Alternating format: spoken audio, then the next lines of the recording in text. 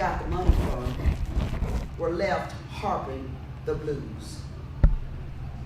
The words, too good to be true, should have triggered something. The sixth sense of those that lost their money at that church. But they couldn't see past the good church choir. We at the church. This is our choir director. He's not a scam artist, but he was. The scam artists counted on them being good church people. In all my dealings, I remember the words of Peter Finley Dunn, and this is what you need to remember as well, quote, trust everybody, but cut the cards, unquote.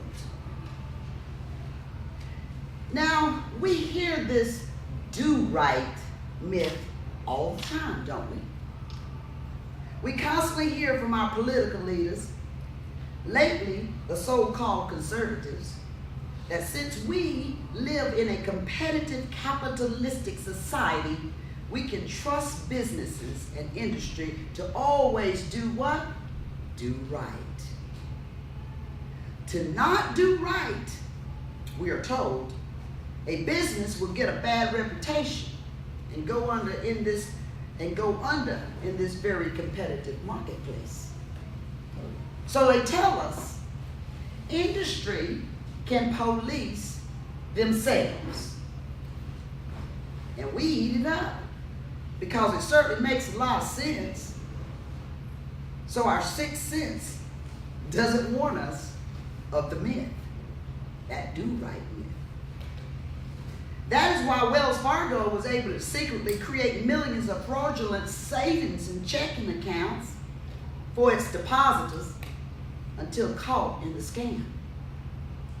But did they get a bad name? And did they go under? Not a chance. Wells Fargo is still banking strong today. And then there's Volkswagen. I'm sure you heard about Volkswagen. That scandal, where the auto firm intentionally programmed engines to activate emissions controls only during the laboratory testing, but spewed out toxic gases when it was driven on the highway. When they got caught, Volkswagen just sheepishly corrected the fraud and hasn't suffered a loss in the free market today. The myth of the do-right is endless, but do we take warning? For the past 9 years, the state of Texas was warned to winterize its electrical grid. But for what? Texas is so far south that no one can see a future with the crippling ice storm coming into Texas. And besides, Texas power plants are unregulated because everyone knows that they are run by good people. And those good people will always do what? Do right. So when bitter cold forecast for the South this past February, as we all know, hit Texas, the Texas governor, Greg Abbott, went on TV and assured everyone that Texas was absolutely safe, had all the electric capacity needed for eventuality. Abbott was absolutely assured of it. And people paid attention to it. So no one prepared for a power failure. Indeed, a colleague of mine who is a Science News reporter had some years back interviewed a large Texas power distributor who assured him that there was so much built-in redundancy that soon after any power failures would be a thing of the past. No more power failures is what the government said. Everything would be safe and fine, said the leaders. And Texans believed it. They believed the myth because their elected leaders are good people. And good people always do right, don't they? As we know, we all know that resulting ice storm was devastating for the entire state of Texas over an entire week. The first state reports pegged the death toll at 111. But the Houston Chronicle dug further and found it was nearly twice that number. Many people died when their electric health devices stopped working. In some cases, for days. In other cases, ice clogged pipes flooded people out of their homes, while children froze to death in their beds, and plumbers were overwhelmed for weeks after that. Could the Texas governor have saved lives and property had he just told the truth? That Texas never prepared for cold weather, though they were warned to do so. And people needed to take precautions, as there could have been a cascading power failure for months and days and years. Did he ever say he was sorry for the deceit? Not yet. Instead, facing re-election next year, Governor Abbott did a figuratively fancy dance of the blame game, pointing fingers at everyone but himself, and constantly changing the focus from his own failures. Our top leaders must absolutely always tell us the truth, because we can't count on it from anybody else. But even they so often don't. This country is currently in the process of rebounding from a devastating plague of virus that sent our economy into a tailspin and killed 500,000 Americans so far. But we can't say it was a surprise or even unexpected. Who saw it coming? Well, many remember Dr. Anthony Fauci, the director of our National Institute of Allergy and Infectious Diseases in Washington, D.C., said in 2017, that was 4 years ago, there is no question, he said, there will be a challenge to the coming administration in the area of infectious diseases. During his pandemic preparedness in the next administration, Dr. Fauci's speech warned us shortly before Donald Trump's inauguration on January 20th that year of dire circumstances, he said, if we're not prepared. And he added, quote, the thing we're extraordinarily confident about is that we're gonna see this in the next few years, that plague. The question becomes, did the all-knowing President Trump pay attention? Did Trump even believe a pandemic was possible? I don't know. Many people say he just outright lied. I don't know. But when Trump took office in 2017, the White House National Security Council Directorate for Global Health, Security, and Biodefense survived the transition intact. She didn't get replaced. Its mission was the same as established after the Ebola epidemic that we had in 2014. Quote, to do everything possible within the vast powers and resources of the United States government to prepare for the next disease outbreak and prevent it from becoming an epidemic or pandemic, unquote, wrote Beth Cameron in the Washington Post, Vice President for Global Biological Policy and Programs at the Nuclear Threat Initiative. Ms. Cameron reportedly said, quote, 1 year later, I was mystified when the White House dissolved the office, leaving this country less prepared for pandemics like COVID-19. No one believes Texas Governor Abbott isn't a good person at heart. He's a good person at heart. Not just his church friends would tell you so. And of course, good people always do right, don't they? But believing that myth can cost your life. The do right myth has been a plague on this country from the beginning. The brother of Mark Twain was killed when the boiler on a steamboat exploded before the days when government mandated every boiler pressure have a pressure gauge. But before that, every boiler maker was counted on to just do right. The myth that entrepreneurs and business people will be careful to always do right in a competitive marketplace overlooks the drive to get that competitive advantage over their competitors, no matter the evils initially put in motion. Recently, the Smithsonian Magazine did a fascinating feature on how ruthless business people stole land from Indians and black settlers when Oklahoma was a territory. Quote, graft and exploitation became widespread practices in Indian Territory and Oklahoma Territory, the Smithsonian writes. Given implicit permission by the federal government, white professionals continued a wide-ranging effort to dismantle black wealth in the region, tricked illiterate black people into signing predatory contracts, sometimes for $1 per acre, unquote. Okay, more good people always doing right, right?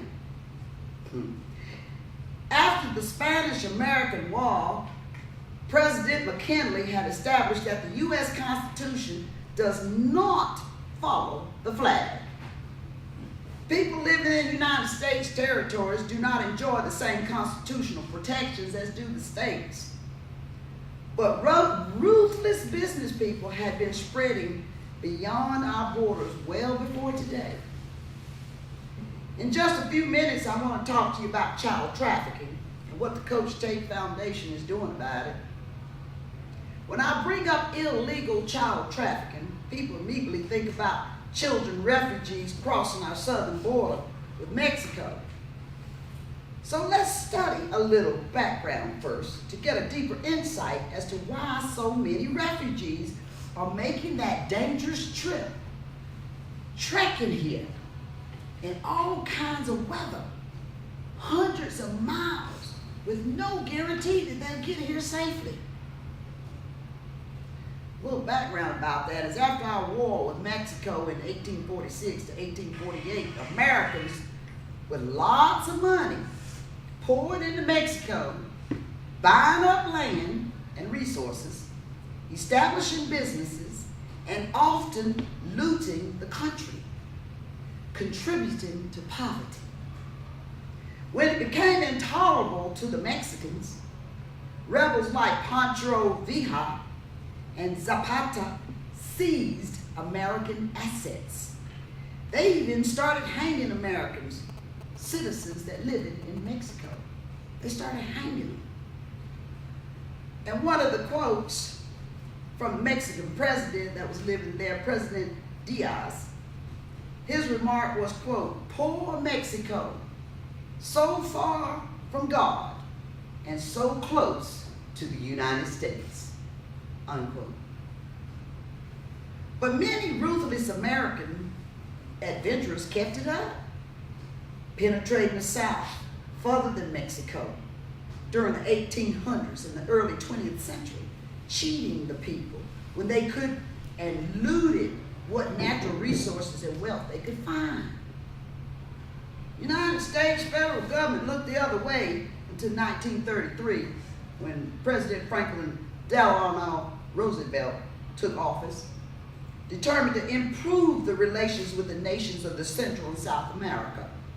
FDR launched what he called our good neighbor policy and emphasized cooperation and trade rather than military force to maintain stability in the hemisphere.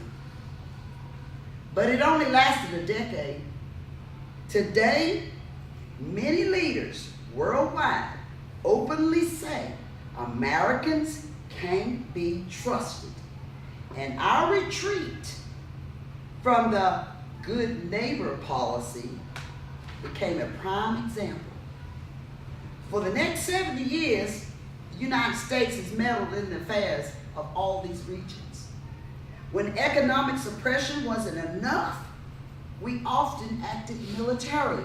We went in with guns. At times, going so far as to assassinate democratically elected leaders and installing ruthless dictators friendly to the United States.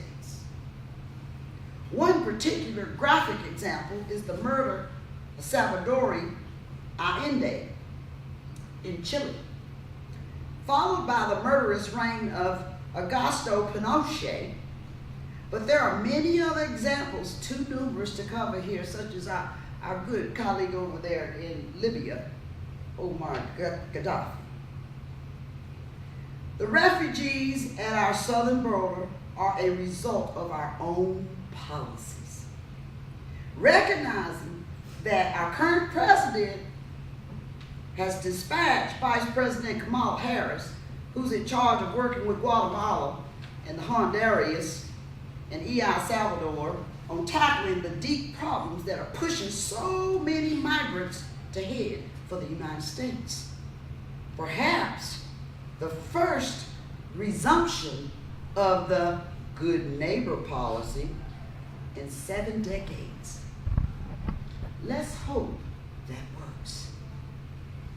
So when I talk to you about child sex trafficking, it has nothing to do with these refugee children at our southern border. Instead, I learned the extent of abusive child sex trafficking when located in Jacksonville, Florida in 2018. I could just hardly believe it. I said, is this America? Well, according to the Florida Department of Education, the state of Florida is the 3rd largest hub for human trafficking in the United States. They report that each year, as many as 300,000 American children are at risk for sexual exploitation, and the average age a child enters the commercial sex trade is 11 to 13 years old, girls and boys. The pathway for child sex trafficking starts at these ports, at the ports down there in Florida. And it heads up this pathway through the south. And it's here at Asheville. As recently as April 5th, the sheriff's office in York County, South Carolina, announced 10 suspects labeled as child predators had been arrested. Victims they had were between the ages of 10 to 17 years of age in South Carolina. They were targeted online. We talked about that technology earlier. I think our general told us about how that technology, and it's big for child trafficking. But the crimes of the child sex predators is everywhere and growing and not confined to one segment of society. Political affiliation, a church, a profession, or social order is everywhere, from the White House to the outhouse. I was shocked when some years ago a peace officer that I knew was convicted for it, for a sex predator. As many do, he used the internet and aliases as his tool to ensnare the children, the girls and the boys.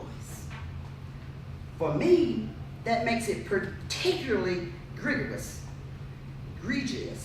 when those we trust to keep us safe and defend our laws engage in this highly abusive activity. Last year, Florida residents were shaken when an elected state tax collector named Joel Greenberg was indicted on federal sex trafficking charge, one of our government leaders. The center of a sprawling criminal probe into everything from predatory sexual activity to stalking and wire fraud. For violating terms of his bail, Greenberg is currently in detention until his trial this June. Nobody outside of Florida paid attention to the Greenberg story until it was learned Greenberg's activities are leading the Justice Department investigation to reaching deeper into government. Questions now are how's child prostitution, how it may be tied to a U.S. congressman, also from Florida. The inquiry focuses on his relationship with young women who had been recruited on the internet, online, and whether he had sex with that 17-year-old girl. As the federal sex trafficking investigation widens, currently the Florida congressman being investigated is denying any wrongdoing. But the New York Times is reporting investigators believe that he paid for sex with a number of women he met through Joel Greenberg. Therefore, tie-in is there. Also, the Florida congressman being investigated right now is the only congressman, lawmaker in Washington to vote against a 2017 bill giving the federal government more power and resources to fight human trafficking. And now we'll get a report. The congressman privately asked President Trump for blanket preemptive pardons for himself and unidentified congressional allies for any crimes that may have been committed. So he's asked for a pardon from the president. CBS, many of you know, is reporting that Greenberg has now agreed to a plea deal with the federal prosecutors, intends to cooperate with the federal investigation. Greenberg is facing 33 felony charges, including sex trafficking of a minor, stalking, wire fraud, bribery, and more. Prosecutors don't offer such a deal unless they are aiming higher, and the target appears to be the U.S. congressman. What makes these allegations so alarming is the prospect that high-ranking elected officials may be the very ones perpetrating these egregious acts. So our Coach Tate Foundation will step in to provide solutions. And working with the local governments and civil organizations, Coach Tate Foundation will be providing safe houses for these abused children until they can be reunited or united with special responsible adults who will give them the loving care and guidance that they need. You need to always be checking the Coach Tate websites for updated information on this as we progress.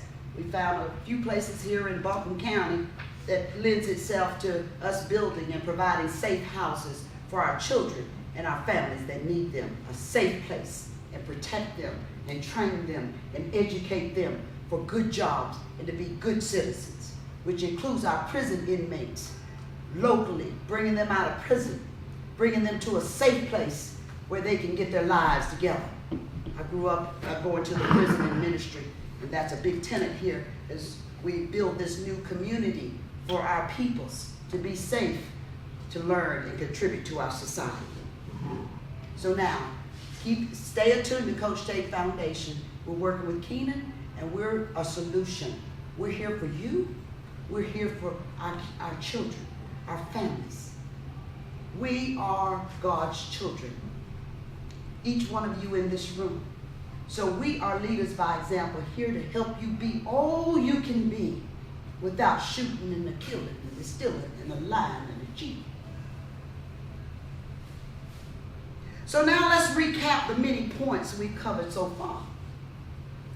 The do-right method. The do-right myth. Number one, if you're taking notes, number one, people are largely good and want to do right, don't they? Most people I know believe that, as I always have. But blind trust, remember this one, blind trust is a con man's playground. Don't get stuck in it. Listen to your sixth sense. Trust everybody, but cut the cards. Number 2, our industries does not police itself. In a capitalistic society, greed is the driving factor. Products and services will always take the shortcut for a competitive advantage and worry about salvaging their reputations later. Deal carefully with people. The buyer beware. Number 3, at one time long ago, our political leaders could largely be trusted to tell the truth. This was especially crucial during the national emergencies such as war and natural disasters, but no longer. Outright lying has become the new national pastime. Let me say that again. Outright lying has become the new national pastime. When Governor Abbott told the Texans their electric supply was safe during a freak ice storm, he led them to believe he knew something. The sad fact is he was spouting off stuff he had no idea was true, and nearly 200 people died for not being prepared. Now, General Burford talked to us about how he had to buy a generator before his neighborhood home was leveled by a tornado this past spring, a tornado in Birmingham, Alabama. Can you imagine? What is Mother Nature doing? If you need power to live, such as a home life support system, you must always keep a backup. If your grandmama, your mama, your aunt are depending on a device to stay alive at home, have a backup for it. An inexpensive way to see you always have power is by turning your car, your automobile, into a portable generator by installing an inverter that would deliver 110 volts while running in your driveway or garage with plenty of ventilation. Be sure the one you get will supply the juice you need. You always, as the general told us, you always need to think this. Always be thinking, what if? Just what would I do if? What would you do if you wake up tomorrow morning and life as you know it no longer exists? No power, just like COVID. We woke up one morning, something we couldn't see shut us down. What if? What then? Number 4, all of the 3 above graphically show the need for government regulations, no matter how often politicians harp about how regulations stifle the economy and trade. Number 5, as individuals, we cannot be prepared for a new deadly disease. You and I had no idea COVID-19 virus was coming or what to do when it did come. We must rely on people who study the science and on our government to lead us. When they don't, we must hold them accountable, or future leaders will fail us the same way. Number 6, we must stop blaming the refugees for the destructive things our policies has done to our neighboring communities. When you and I are harmed by our neighbor, we can seek relief in a civil court. Our neighboring countries don't have that tool. They don't have a court. So we must live up to our responsibilities.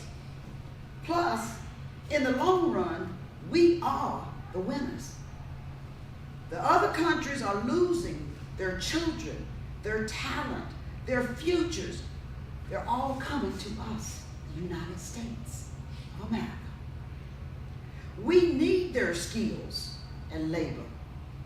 In 1980, Cuba emptied its jails and insane asylums in the Mariel boat lift that dumped 150,000 Cubans and Haitians in southern Florida. A massive influx of useless people we feared at the time. No way these people prospered in the Cuban community there and made Little Havana very prosperous. Number 7, child trafficking. Protect your children. Constantly monitor what they are seeing online and block unsavory content. Marty had a lot to say about that earlier. Number 8, and now I'd like to say a final word to our climate change doubters. Those of us who are blind to the changes in our climate must see the light if we're going to be bold enough to survive. Yes, I said survive. Some scientists warning us of the dangers say we will just have to adapt. Others ask, adapt to what? The problem is we don't know.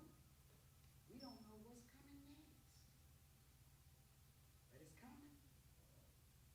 In his book, A Brief History of Everyone Who Ever Lived, a geneticist, author, Adam Rutherford, he points out that 3 of the 4 known human species have already died off. Not only the Homo neanderthals, of which we are all familiar with, but 2 other human species also. Let me rephrase that. Of the 4 evolved human species ever in the existence of this earth, we, you and I, are all that survived. We're all that's left. And in the scheme of life, we Homo sapiens have always only been around a short period of time. Will our period be the shortest still because of our own folly? Scripture tells us that God warned Noah, but he was the only one who listened. Let me say that again. The scripture tells us that God warned Noah, but Noah was the only one who listened. Are we seeing signs that our Creator has provided for us and not paying attention? To survive today, we have to constantly be searching for that surprise. The very thing that will indeed happen, but of which no one has thought of yet. We are currently in the 6th extinction. There have been 5 before this when major life on this earth was wiped out. And if any of you want to know about the 5 extinctions that already occurred, I'll have it for you after the talk. Now, I suggest in my closings that we pay attention to people are largely good and want to do right. Look at Derek Chauvin, the recent case on George Floyd. Most people I know believe that. The second one is blind trust is a con man's playground. We have been told for years we can only always trust a police officer because officers of the law are sworn to always what? Do right. Right? There have only been 7 murder convictions of officers who were fatal police shootings since 2005, according to Philip Stinson of Bowling Green State University. That suggests that these chances of killing by the police leading to a murder conviction are about 1 in 2,000. And with the conviction this past week of former officer Derek Chauvin, we are graphically proven that police always do right is a myth. And let me say that again. And with the conviction that we got this past week of former officer Derek Chauvin, we are graphically proven that police always do right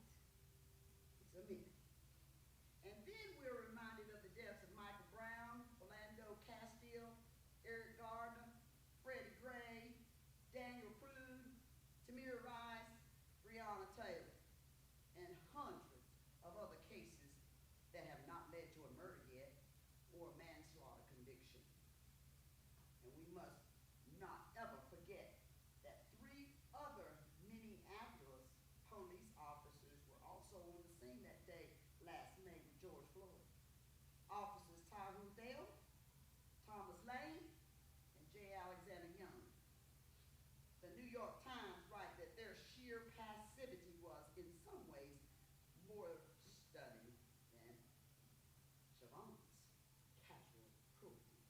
Let me say that one again. The New York Times writes that their sheer passivity was, in some ways, more stunning than Siobhan's casual cruelty for George Floyd. Rodney Floyd, George Floyd's brother, younger brother, called for the passage of the George Floyd Justice and Policy Act, Policing Act, which would make it easier to prosecute police officers for misconduct. The House has passed it. President Biden favors it. So let's get our senators to pass this thing pronto. And if you don't know about the George Floyd Justice and Policing Act, go to Google and Google the George Floyd Justice in Policing Act and read it. You'll understand that this is passed to help lives and improve what happens to our children on the streets. Now with this, I'm going to bring this to a close here today. There's so much more to say, but we have a solution, and there are men, and there are women. Now I'm going to read a poem in my closing that was submitted by one of our colleagues. And the poem is called The Woman in the Mirror, and it's anonymous. When you get what you want in your struggle for self, and the world makes you a queen for a day, just go to the mirror and look at yourself and see what that woman has to say. For it isn't your friend, your father, or your mother whose judgment upon you must pass. The person whose verdict counts most is none other than the one staring back from that glass. Some people might think you're straight as an arrow and call you a wonderful gal. But the person in the glass says you could be Pharaoh if you want to be a tried, true pal. She's the person, please. Never mind the rest, for she's with you all the way to the end, and you've already passed your most difficult task if the girl in the glass is your friend. You might fool the world down the pathway of years and get pats on your back as you pass, but your final reward will be heartaches and tears if you cheated the woman in the glass. Thank you.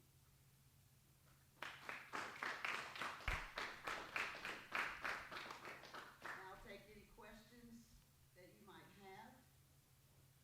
Yes, ma'am. Yes. So why did you start the Coach Tate Foundation? Who is the Coach Foundation for? Well, the Coach Tate Foundation, great question, Jason. The Coach Tate Foundation was started in honor of my dad, Coach Johnny Tate. I'm born at the foothills of the mountains. My dad was Kenner Lake reminds me a lot of, because he worked with the youth in the community. He was an infamous coach. He was an architect for Drexel Heritage, designed the furniture for High Point for years, but his heart and passion was with the kids. And they didn't have shoes, clothes, whatever. He was their father. And he integrated with them in the schools. And so when the Lord, he retired after 44 years, and he just got sick all of a sudden. He's always athletic, always a coach, and he got sick, and he was very bright, had his mind, and he sat there, he had fourth stage stomach cancer. And it was rare. And so he took a little chemo, we sat there, Demetrius and I sat there with him, and he was thinking about the children. Reminded me of King. His mind was on these babies. And he said, you gotta do this for the children. Carry on. He said, now you got everything you need. He empowered me. And he said, you go on and carry on for the children. Now he brought me up that way. And so my life kind of patterned after he went on to glory. So we were able to start the nonprofit Coach Tate Foundation in his honor for all dads and all children.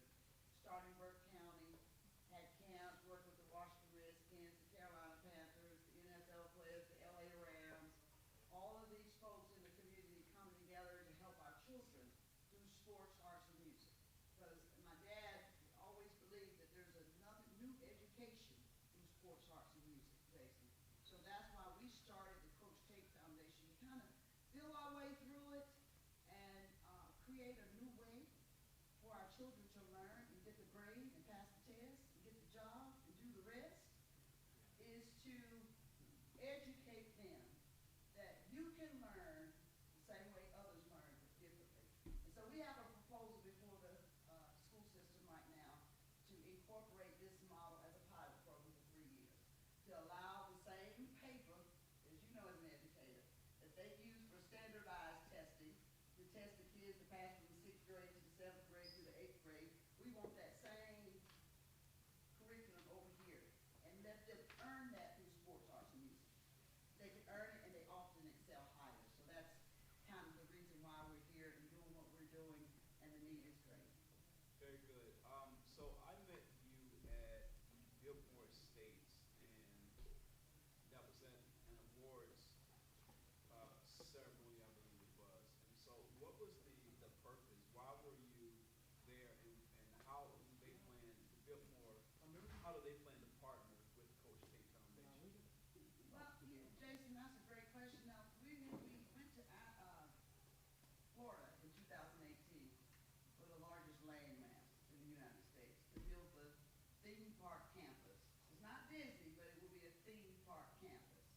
And my dad drew up the blueprints before he died and passed them on to me to, once we get the land, to build it.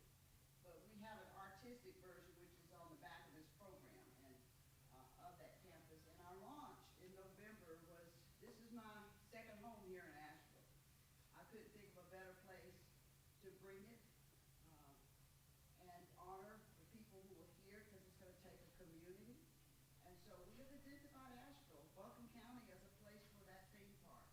And we can help children in that region, the whole region, throughout the whole western region, the state, and give them a place to come and learn, a safe place.